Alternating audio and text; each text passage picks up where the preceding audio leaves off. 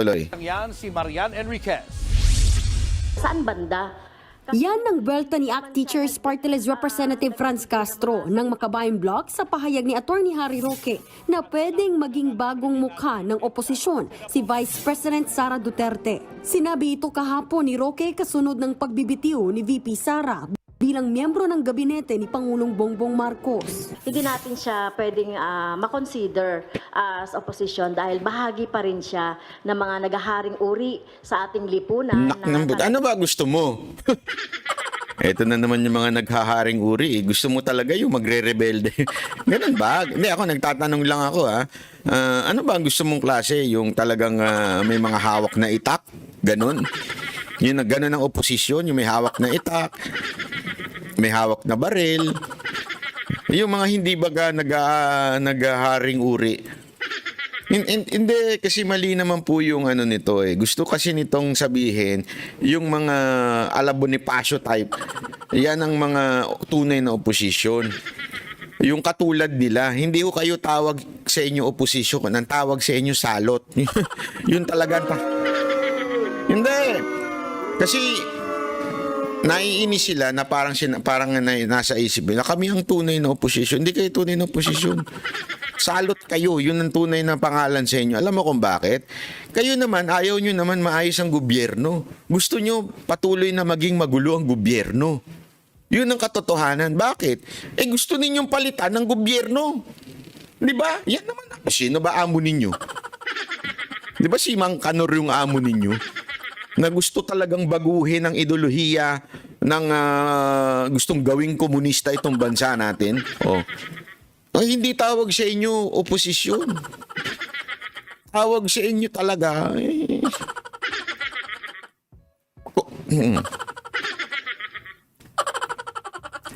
Yun ang tawag sa inyo. Salot.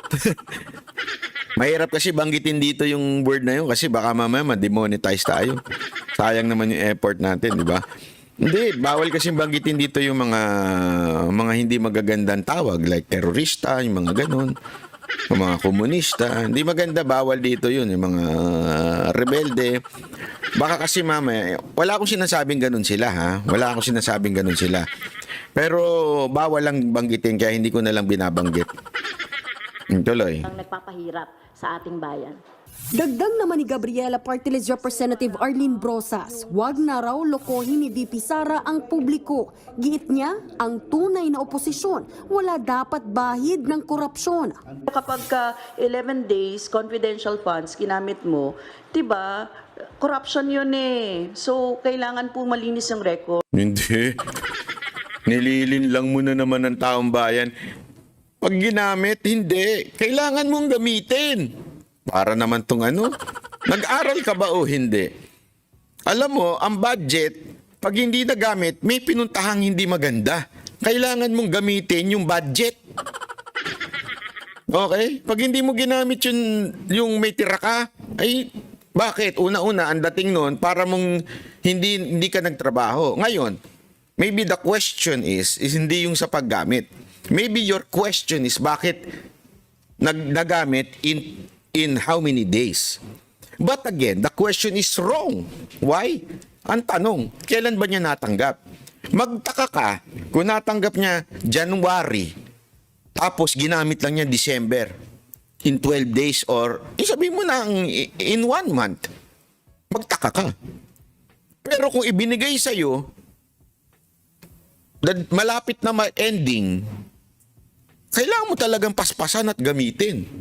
Or else, ikaw naman na madadali. Huwag kang tatanga-tanga. Dapat talaga itong mga ganitong mga grupo na ito, tanggalin na ito sa sa kamera. Ewan ko ba bakit kayo mga kababayan, ha? Galit na galit kayo sa mga pero binoboto nyo itong mga ito. Magkano ba ang kasunduan ninyo dito sa mga to? Hindi, yun na kasi yun eh. Yun na may usapan dun eh. Ulitin natin na kasi yun yung laging pinupukul eh. Yung confidential funds o yung budget niya. Na sino ho may kasalanan? Ibinigay ho yun galing sa Office of the... Isipin nyo to ha. Pinupunan nila yung mabilis na paggamit ni BP Sara Duterte doon sa budget na yon, hindi naman nila pinupuna yung Office of the President na nagbigay ng late. Doon may problema eh. Yung paglipat ng pera na yon na late, may problema ho yun. Halatang inilagay sa alanganin si Vice President Sara Duterte sa pagbigay ng late ng budget.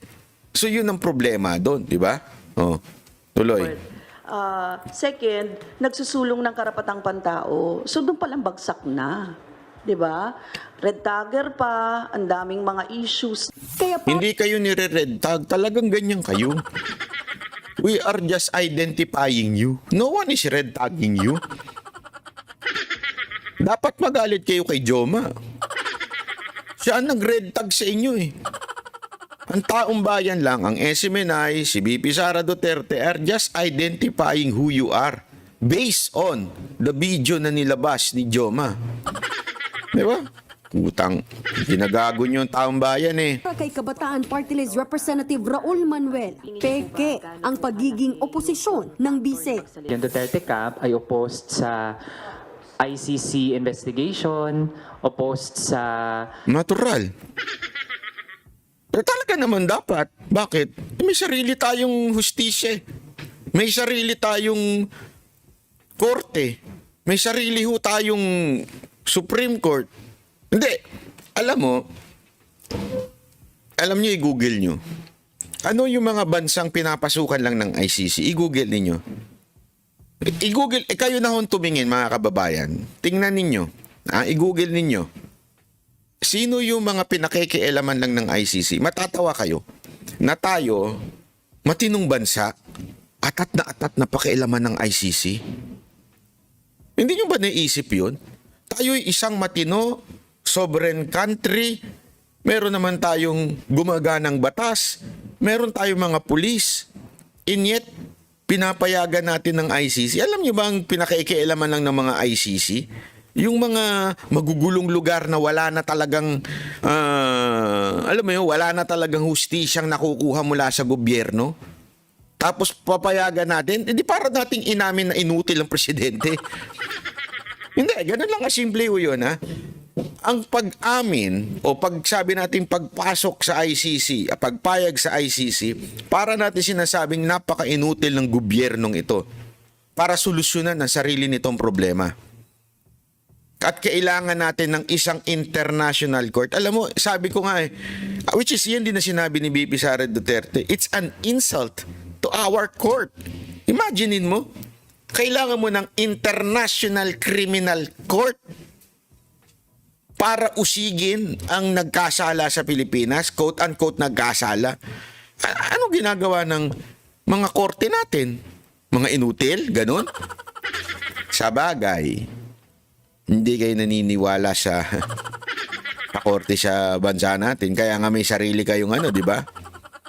Panguhusga. Pagka umalis sa inyo. Di ba? Ano ginagawa ninyo? Tama, mali. Di ba? Sa bagay, may sarili nga kayo national anthem eh. Di ba? Hindi, totoo naman, may sarili silang national anthem di ba, na pinapa-recite nila doon sa mga estudyante na ano ba yun? Salugpungan ba yun? Ano ba yun? Yung sinakop ninyong eskwelahan? May ganun kayo sarili kayo di ba? Anak kayo ng weteng. hustisya para sa mga biktima ng Hustisya ng mga ako nagtatanong lang naman kasi nandito na rin naman tayo sa hustisya. Yung hustisya ng mga inabuso ng mga NPA. Hindi nyo ba i-discuss yun? Yung mga, hindi, ako nagtatanong lang naman ako, sir, ha? Yung mga ginahasa ng mga lalaking NPA, ng mga lalaking estudyante nila, hindi mo ba pagtatanggol yun? O okay lang siya yun? Ako nagtatanong lang. Hindi ako, ito'y question ko lang. Kasi tandaan ninyo, yan ang inireklamo ng mga estudyante. Ako mismo, personal, nakausap ko yang mga yan. Yang inabuso ng mga NPA, nakausap ko yan. Nung nagpunta yan sa unang radio station na pinag-hostan ni Mocha, nagpunta yan mga yan, nakausap namin, umiiyak po yan mga yan. At sinabi nilang doon sa eskwelahan na yun, talagang inaabuso sila. Whether lalaki o babae, daig pa pala ang kulungan nito eh. Mga manyakol pala talaga yung mga Hindi, sinabi ko nila yun ha. Oh. Bakit hindi yun ang sabihan nyo ng hustisya? Hindi, ako nagtatanong lang. Bakit hindi yun ang gawin ninyong, tawagin ninyong hustisya? O baka naman nanunood ka lang sa mga nangyayari sa bansa natin. O, di ba? Gago! Hindi, kasi baka naman pinanunood mo lang yung mga nangyayari sa ating mga kababayan. No? Hindi mo lang, hindi ka nagko-komento. Peking gera kontra droga, ganyan. Kung ayaw nila dyan, hindi talaga sila oposisyon na naglilingkod sa taong bayan. Para naman kay Albay Representative at Liberal Party President Edsel Lagman, Liberal Party pa rin ang tunay na oposisyon. Dahil ang tunay daw na oposisyon, isinusulong ang mabuting pamamalakad sa gobyerno, demokrasya, karapatang pantao at paglaban sa diktadurya. Malinaw daw na walang puwang si VP Sara sa kanilang oposisyon. Nang matanong naman si Lagman kung Alam mo, ito si Lagman talagang no? Hindi ka mukha ng oposisyon, mukha ka ng... Hindi, alam mo yung itsura mo, hindi mukha ng oposisyon, mukha ng traditional politician.